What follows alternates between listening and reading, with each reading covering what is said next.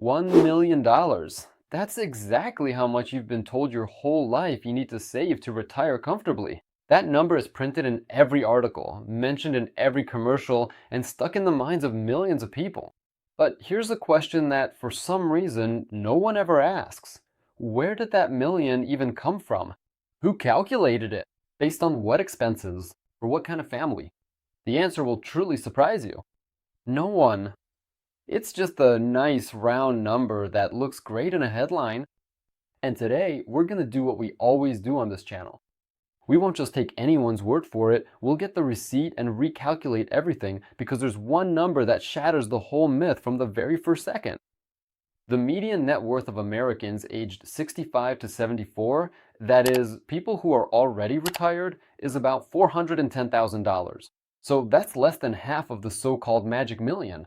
Median means that exactly half of retirees have even less than this amount. And yet, these people live their lives, pay their bills, visit their grandchildren, and for most of them, everything's just fine. So there are two options.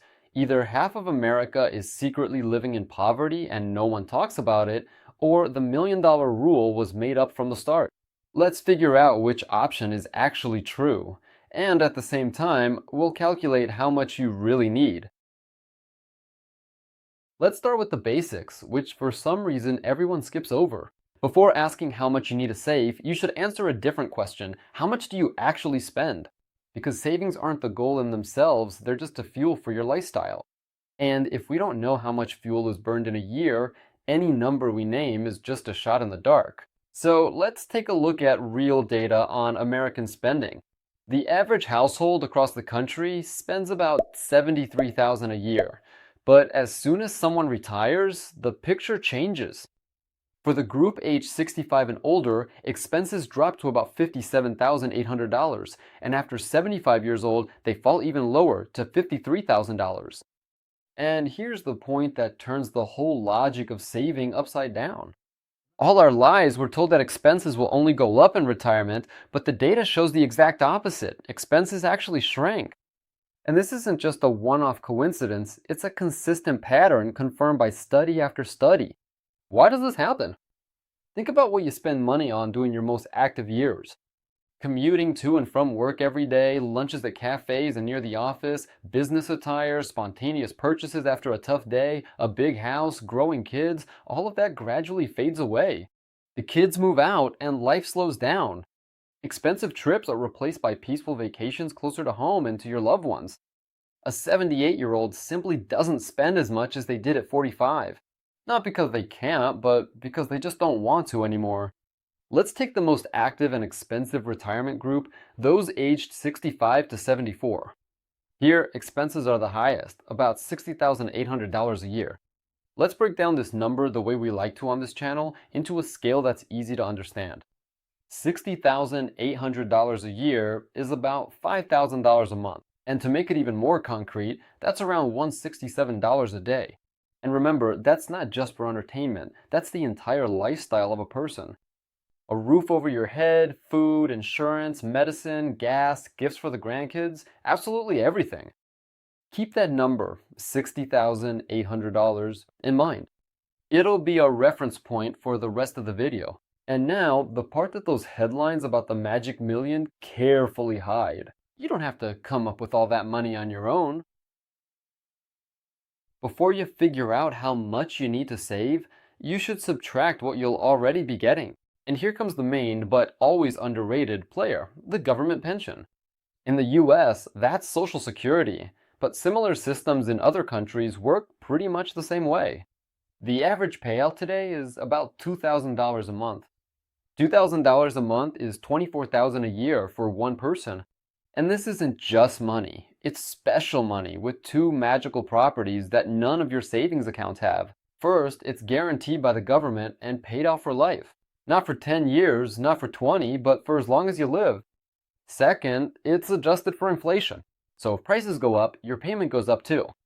Your savings can't do that. And this money comes in every month like clockwork. It doesn't matter if the market is going up, down, or going up in flames.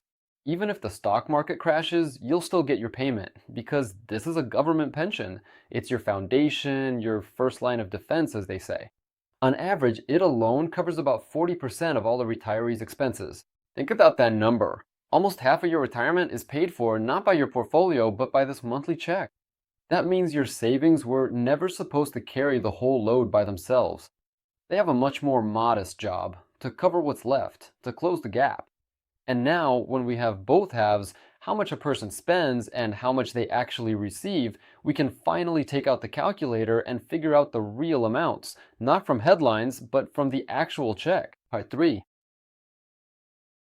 I'll break down 3 real situations, 3 different people, 3 different lifestyles, and we'll see how much each of them actually needs to save. Check number 1. In an ordinary married couple, 2 retirees, both receive an average government pension. Together, they have a guaranteed income of $48,000 a year, and as we remember, they spend a typical $60,800 for their age group. Look at what's left. There's only a $12,000 gap per year. That's all their portfolio needs to cover. Let's break this down as well. That's $1,067 a month, or $35 a day. That's their entire missing piece of the pension, is $35 a day. Now let's calculate what kind of portfolio they actually need to reliably pull out this money. Let's use a withdrawal rate of 5% per year. It's conservative but proven. $256,000. That's the whole answer for this couple. Not $1 million, not even $500,000, just a quarter of that magic number. A couple with $250,000 in their account can live absolutely comfortably. Check number 2, a single retiree. Here, everything is fair and a bit tougher. A single government pension, $24,000 a year. And here's an important point where many people get burned. Living alone doesn't cut your expenses in half. Sure, you buy less food, but the house costs the same. Heating costs the same, property tax costs the same. Insurance, internet, and roof repairs, these bills don't care whether there's one person in the house or 2. So to be fair, we'll keep the same lifestyle at $60,800 a year. Here, the gap is even bigger, $36,800 a year. And to cover that, you need a portfolio of about $736,000 a year. This is the toughest case in our entire analysis. A person lives alone, pulling almost $37,000 a year solely from their investments and still needs less than $1 million. Even in the hardest scenario, the myth doesn't hold up. Check number 3, a couple who wants to live large. Now, let's look at people who have no intention of saving. They want $75,000 a year, which is noticeably above average. That means an extra trip every year, helping their kids, helping their grandkids, dining out, hobbies, just enjoying life without worrying about price tags. 2 pensions give them $48,000 a year, so the gap is $27,000 a year, and the required portfolio is about $540,000. Now, this really breaks the mold. A couple who spends more than the average retiree live in large, and they still only need a little over $500,000. Not $1 million. Look at these 3 numbers side by side, $256,000, $736,000, and $540,000. Not a single one even comes close to $1 million. 3 completely different lives, and not one of them needed $1 million. Looks like we could wrap this up, but don't rush, because the story is about to get really strange. But first, a short break. If these calculations have already shifted the numbers in your head, do one simple thing. Pause this video, hit like, subscribe, and leave a comment. This channel exists precisely for this kind of math, where we take a scary financial myth and break it down with a calculator. And in the comments, write what retirement number you were told and who was the source of it. Right now, the most attentive viewer is already preparing an angry comment. Wait, what about inflation? In 30 years, prices will double by the time you retire. And taxes? The government will take a bite out of that money too. Great questions. Let's break down both, because an honest analysis has to include the inconvenient details too. Let's start with inflation. Yeah, it's a real force, and over 25 to 30 years, it really can almost double prices. But remember the 2 facts we've already established. First, your government pension is indexed. It grows along with prices, and that's, by the way, a whole 40% of your income that's automatically protected. Second, our withdrawal rate is 5%. It's not random. It's already calculated with the expectation that the portfolio will keep working and growing. Money invested wisely in stocks and bonds has historically outpaced inflation. That's exactly why we don't keep everything under the mattress. There's a third, more subtle point that panic mongers tend to forget. Remember what we found out at the very beginning. Retirees' expenses decrease with age. So inflation pushes your spending up, while the natural slowing down of life pulls it down. These two forces work against each other and, to a large extent, cancel each other out. A person at 80 spends less than at 65, even taking higher prices into account, simply because life is calmer. Now about taxes. Here, the key point is where you get your money from. Part of the state pension is often taxed at a reduced rate or not taxed at all, depending on your total income. If you have savings in tax-advantaged retirement accounts, which most countries offer, then a smart withdrawal strategy can significantly reduce your tax bill.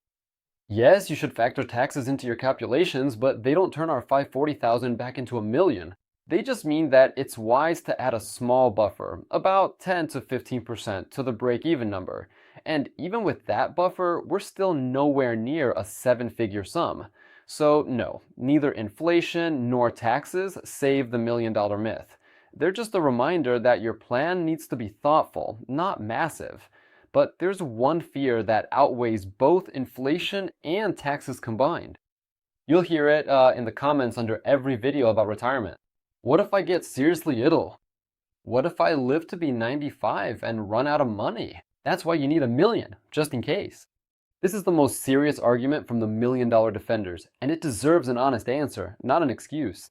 The truth is, healthcare expenses really do go up as you get older. This is the only spending category that goes up instead of down. We admit that. But there are two important facts here that change everything. Fact number one.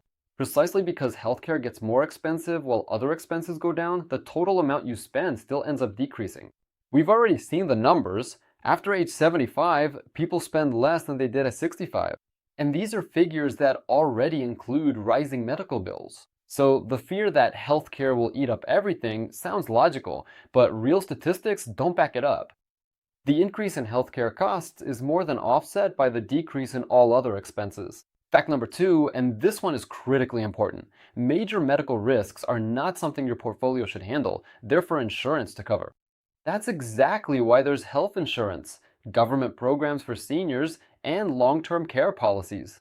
Trying to save an extra $500,000 just in case you get sick instead of getting the right insurance is like saving up in case your house burns down instead of just insuring it. It's expensive, inefficient, and still doesn't really cover truly catastrophic scenarios.